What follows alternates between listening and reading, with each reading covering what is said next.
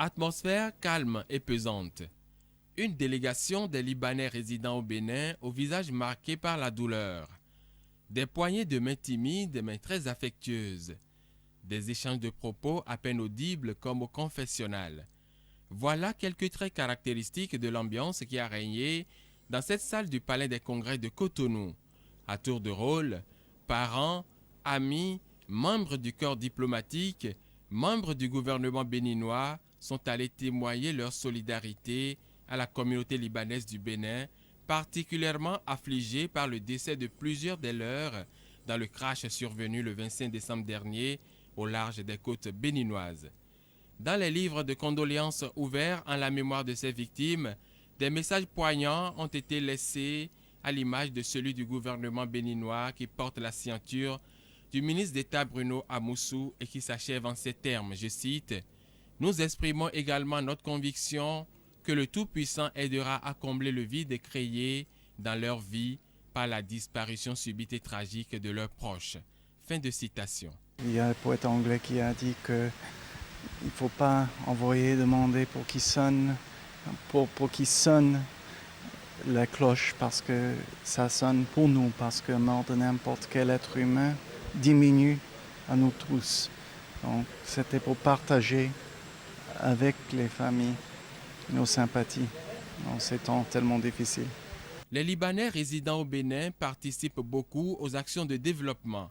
Au plan économique, leur présence est affichée, au plan social également. Depuis le 25 décembre, quand je pense à ça, c'est comme je ressens le même traumatisme.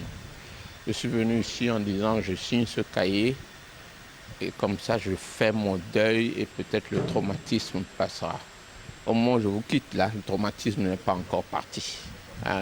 Parce qu'il y a beaucoup que je connaissais et je sais le travail qu'ils font ici, comment ils aiment notre pays, comment ils sont associés à notre pays, nos amis libanais. Donc je me sens très attristé encore. Je pense que je ferai le deuil comme tout le monde. Ces Libanais, non seulement qu'ils sont au Bénin, ils font beaucoup pour la population en matière des finances, mais ce sont des gens qui, une fois dans leur vie, ont sauvé des vies béninoises en donnant un peu de leur sang.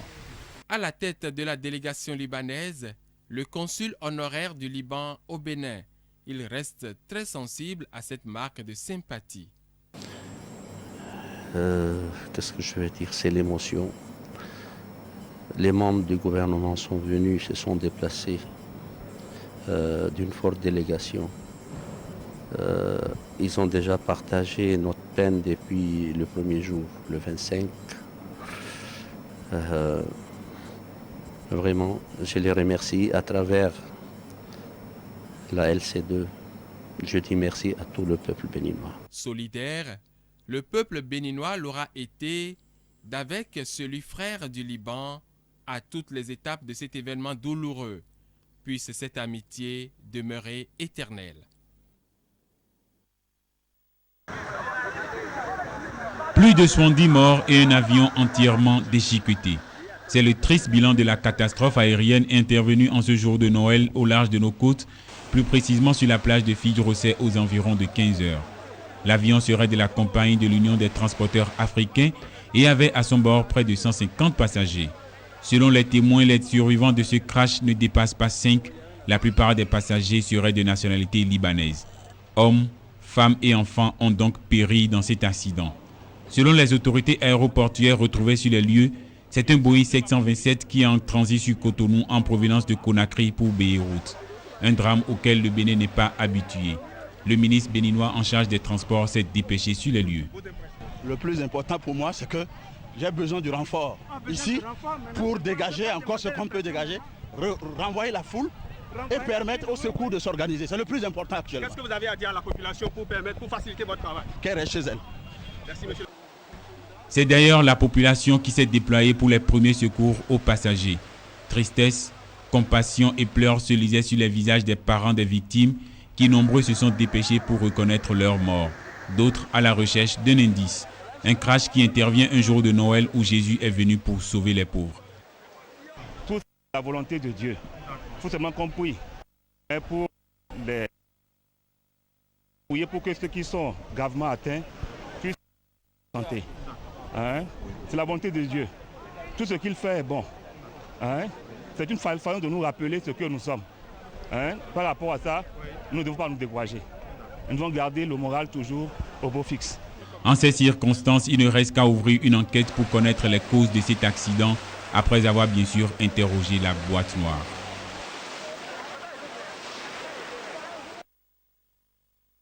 Fermés, voilà les écriteaux que portent les boutiques de Cotonou détenues par les Libanais au lendemain du crash aérien qui a coûté la vie à plus d'une centaine de leurs compatriotes.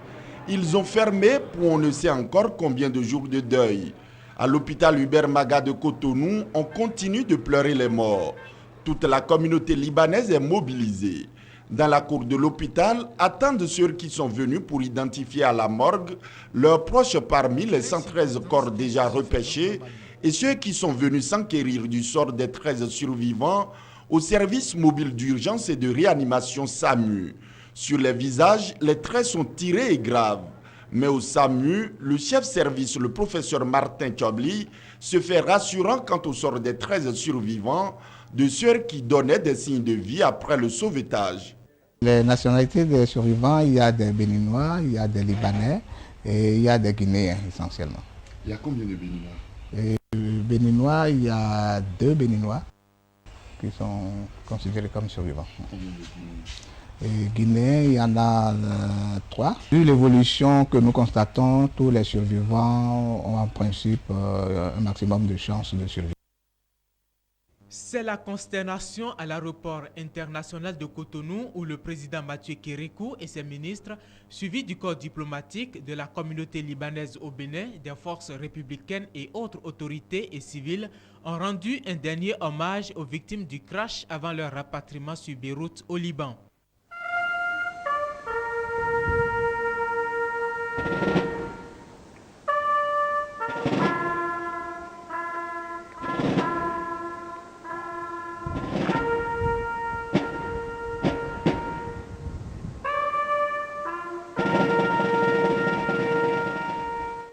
Sonnerie aux morts, recueillement, dépôt de gerbes, office religieux, les victimes du crash du 25 décembre 2003 ont reçu des hommages mérités.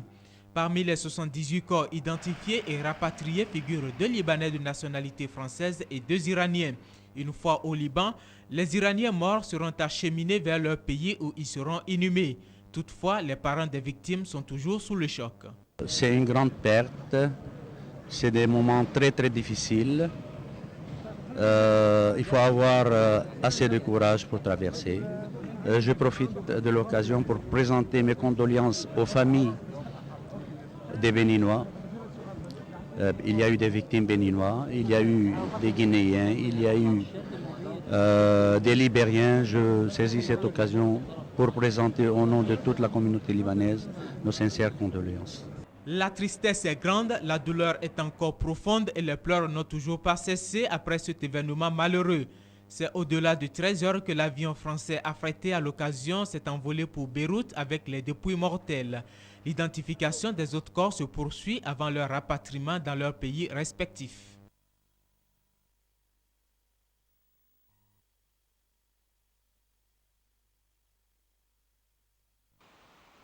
L'avion victime du crash aérien survenu cet après-midi du 25 décembre 2003 est un Boeing 727 de fabrication américaine. Le programme du Boeing 727 fut lancé en décembre 1960. 80 ont été fabriqués à l'époque. Le 9 février 1963, le prototype a pris l'air. L'avion, qui entra en service commercial le 1er février 1964, était doté de 3 réacteurs à double flux. Il y a le Boeing 727-100 aménagé pour 131 passagers. Le 727-200 avec son fuselage rallongé de 6 mètres et 789 places effectua son vol initial le 27 juillet 1967. C'est justement à cette dernière version appartient celui qui vient d'échouer sur les plages de Fidrocé à Cotonou. Son envergure est de 32 mètres 91 avec une longueur de 46 mètres 98 et une hauteur de 10 mètres 36. La capacité de cet appareil, dont les débris jonchent la plage de Fidrosset, est de 163 à 189 passagers. Le Boeing 727 est un appareil ancien dont la production a cessé en 1984. Premier triréacteur à être commercialisé, le Boeing 727 fut l'un des avions les plus vendus au monde. 1831 exemplaires ont été livrés avant l'arrêt de sa production le 14 août 1984. Le premier 727 est sorti le 27 novembre 1962 des usines de Boeing à Renton, près de Seattle, aux États-Unis. A terrible catastrophe marred the festive mood in the country. More than 150 people were killed when a Boeing 727 belonging to Union Transport Africa skidded into the sea at Fidrosset Beach while trying to take off from the runway. The plane left Guinea-Conakry for a stopover in Benin before heading to Beirut. Among the dead were women and children, and they were taken to Sinachu General Hospital. Ministers of Transport, Health were also there at the incident. Survivors of the mishap were taken to the aforementioned hospital, and among them was one of the pilots of the plane.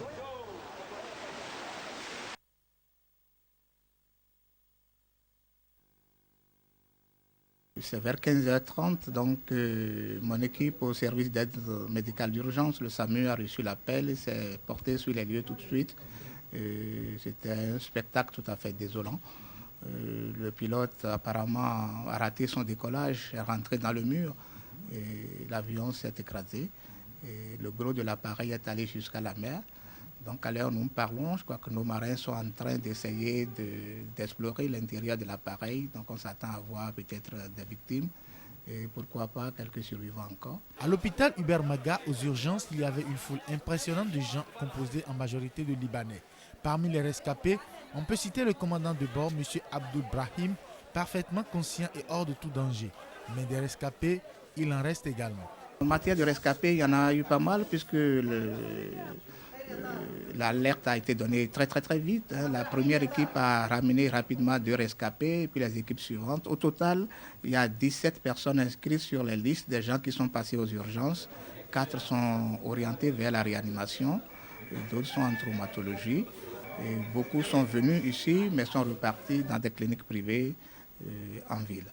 Donc au total, nous avons 17 rescapés, dont un petit enfant de 3-4 ans. En de pareilles circonstances, qu'est-ce qui se fait donc normalement? Réponse avec le professeur Tchobli. Normalement, notre pays devrait disposer d'un plan hors sec, c'est-à-dire organisation des secours en cas de catastrophe.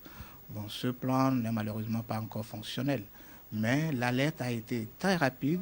Le ministre de la Santé était sur les lieux très rapidement, le ministre de l'Intérieur, et beaucoup d'autres ministres sont là actuellement. La directrice du CNHU a été l'une des premières, et donc nous avons organisé sur la base du comité de crise du SAMU. Donc nous avons un comité de crise, tous les médecins d'astreinte, de régulation ont été appelés, tous les chirurgiens du CNHU ont répondu parce qu'il y a eu un journaliste très futé qui a envoyé une alerte sur les ondes très rapidement. Pratiquement tous les médecins du CNHU sont là. En ce moment, certains malades sont au bloc en train d'être opérés.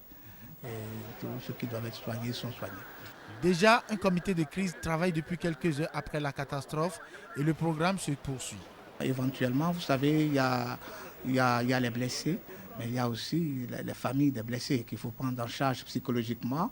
Nous avons déjà récupéré plusieurs cas de crise cardiaque sur des gens qui ne sont pas dans l'avion, mais qui, au vu du spectacle ou à la reconnaissance du corps de leurs parents, donc il faut gérer tout cela.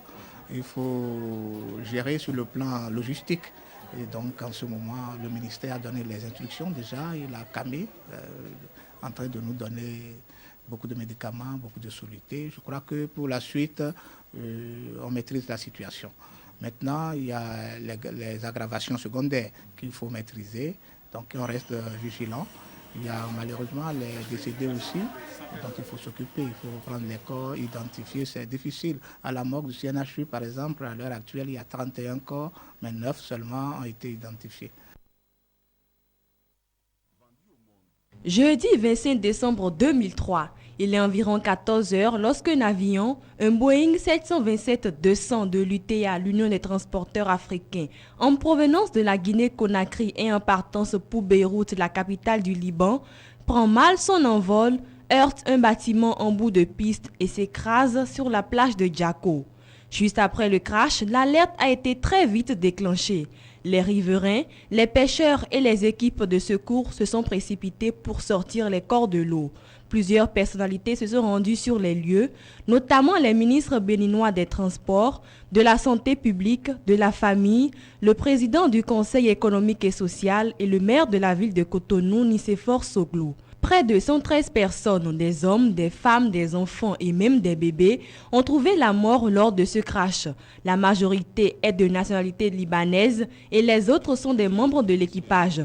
Leurs corps ont été emmenés à la morgue. Au moins 22 personnes rescapées et blessées ont été transportées d'urgence au CNHU et dans quelques cliniques de la place. Ce Boeing 727-200, dont la fabrication a été suspendue par la firme américaine Boeing depuis 1984, aura été affrété par 2 Libanais et avait à bord plus de 200 personnes. Le site du crash et même l'aéroport de Cotonou ont été fermés et ne seront réouverts que jusqu'à nouvel ordre. En ce moment où nous sommes tous dans la douleur et particulièrement la communauté libanaise, il faut souhaiter toutefois que l'âme de toutes ces personnes défuntes repose en paix.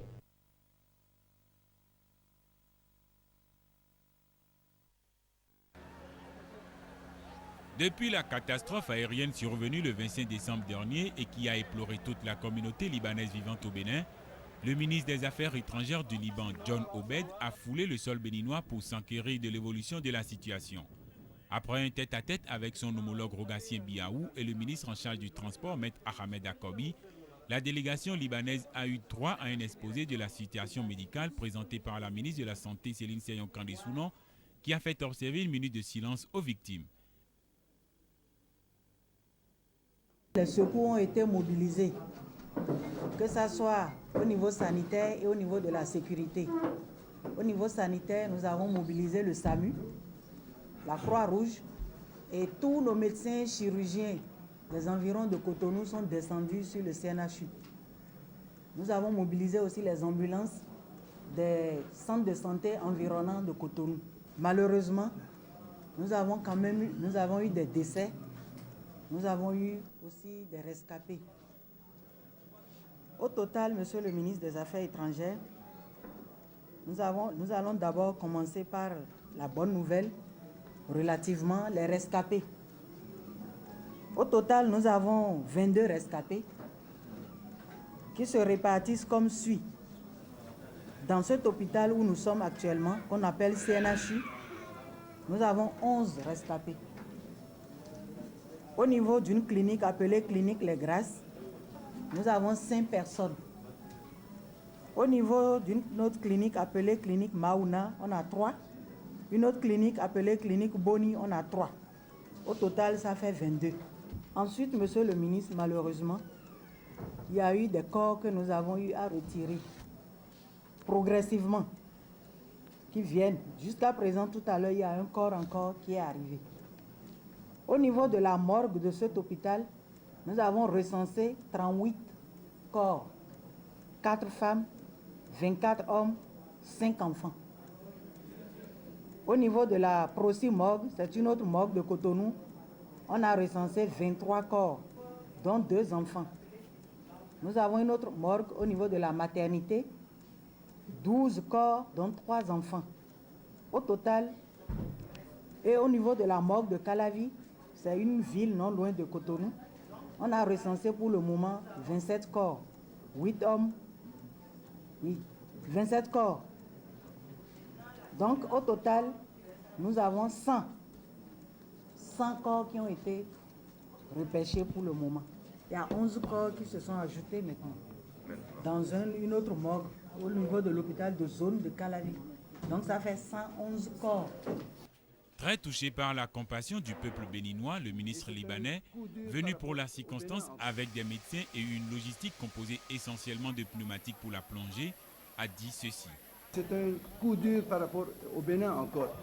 Et nous sommes affligés comme vous, et vous êtes touchés comme nous. Nous voudrions évoquer dans cette occasion notre remerciement au peuple du Bénin et à son gouvernement, à ses autorités, à toutes ces autorités, pour toute l'aide, pour tout le secours qu'ils ont donné aux Libanais et aux gens qui ont été atteints dans ce drame. Nous voulons vraiment, on connaît ces amitiés dans les souffrances et les difficultés. Et nous avons senti vraiment l'amitié du peuple et du gouvernement et de l'autorité du Bénin dans cette souffrance et dans cette période difficile. Les rescapés du drame encore à la salle de réanimation, morgue de Cotonou, quelques cliniques qui ont recueilli certaines victimes et surtout le lieu du drame ont été visités.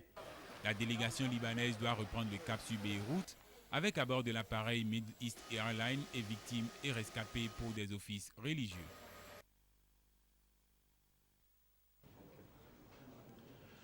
Ils sont près d'une trentaine à répondre à l'invitation des responsables de la mairie de Cotonou. Ce sont les sauveteurs des victimes du crash d'avion survenu à la plage de Fidjilosé. L'objectif de cette rencontre est de remercier ces braves gens pour le sens humain et patriotique dont ils ont fait preuve juste après cet accident. Ils ont été reçus par Liali Soglo, premier adjoint au maire de Cotonou. On a souvent l'habitude de parler d'incivisme, on parle très peu souvent de patriotisme. Vous avez été de véritables patriotes. Moi, je vous ai vu dans l'eau, je vous ai vu aller chercher les corps. Je vous ai vu amener les blessés, je vous ai vu les soulager, je vous ai vu faire tout ce qui était possible humainement pour permettre effectivement à ces gens de pouvoir s'en sortir. Malheureusement, la majorité est décédée, mais une grande partie a pu survivre grâce à vous. À travers ces bras valides, Liali Soglo a saisi l'occasion pour féliciter également la population de Fidjilosé de son dynamisme et de sa spontanéité. Il en est de même pour les autorités politico-administratives. Les autorités sont venues par la suite. Comme vous le savez, il y a d'abord eu le ministre des TP, le ministre Akobi, qui a effectivement mouillé le maillot. Moi, je l'ai vu même prendre Zemidjan pour essayer de trouver effectivement des grues pour pouvoir faire sortir donc la partie de l'avion qui était encore dans l'eau. Discuter avec le ministre Tawema, qui était là aussi, le chef de l'État, le maire et bien d'autres personnalités sont venus par la suite. Nous sommes restés, nous, très tard dans la nuit, avec le dispositif militaire qui avait été mis en place par le ministre Ocho. Cela n'arrive pas qu'aux autres, a souvent martelé le premier adjoint au maire de Cotonou. Dans sa détermination, il entend œuvrer par tous les moyens possibles pour encourager les uns et les autres pour leur disponibilité. 161 personnes étaient à bord du Boeing qui s'est écrasé au large des côtes béninoises. À 24 heures du drame, on dénombre 21 rescapés, 113 corps repêchés. La majorité des victimes du crash sont d'origine libanaise. C'est par ce bilan sommaire de la catastrophe aérienne survenue dans l'après-midi du jeudi 25 décembre 2003 que le ministre Rogatien Biaou a ouvert la conférence de presse qu'il a animée conjointement avec son homologue libanais. Le ministre béninois des Affaires étrangères et de l'intégration africaine a également annoncé aux journalistes les décisions issues du Conseil extraordinaire des ministres qui s'est spécialement penché sur ces événements douloureux. Un deuil national de 3 jours à compter de minuit ce jour est déclaré. Pendant les 3 jours, les drapeaux seront mis en berne. Une cellule nationale de crise est mise sur pied qui travaillera conjointement avec la cellule de crise de la communauté libanaise à Cotonou. Une commission nationale d'enquête est mise sur pied pour déterminer les raisons de cette catastrophe aérienne. Très touché des mesures et des décisions prises par le gouvernement béninois, le ministre des Affaires étrangères du Liban a eu des mots affectueux. Il a également évoqué sa volonté de repartir avec quelques victimes. Non pas seulement le peuple libanais se connaît dans cette souffrance combien il est solide et combien il est patient, mais il a encore su connaître ses amitiés et surtout l'amitié du peuple du Bénin et de ses autorités. Nous allons quitter ce soir avec ce que nous pouvons amener avec nous, des victimes et avec les blessés, parce qu'il est très urgent qu'on puisse les prendre au Liban pour qu'ils puissent avoir là-bas le soin médical et qu'ils puissent. C'est pas seulement qu'il y a beaucoup de soins médicaux qui peuvent avoir, mais il y a beaucoup de parents là-bas qui sont inquiets et qui ont de l'angoisse et ils veulent être présents et être proches de leurs citoyens, de leurs concitoyens. Les confrères sont revenus sur la nationalité des rescapés, l'origine guinéenne de la compagnie, l'identification des corps et autres. Présents à la conférence de presse, le ministre de la Santé, le ministre du Transport et le ministre de la Famille du Bénin ont apporté quelques éclaircissements. Après avoir salué l'acte patriotique de secourisme des populations, le ministre Rogatien Biaou a demandé qu'elle laisse maintenant le soin aux secouristes et militaires béninois et libanais de conduire la suite des opérations.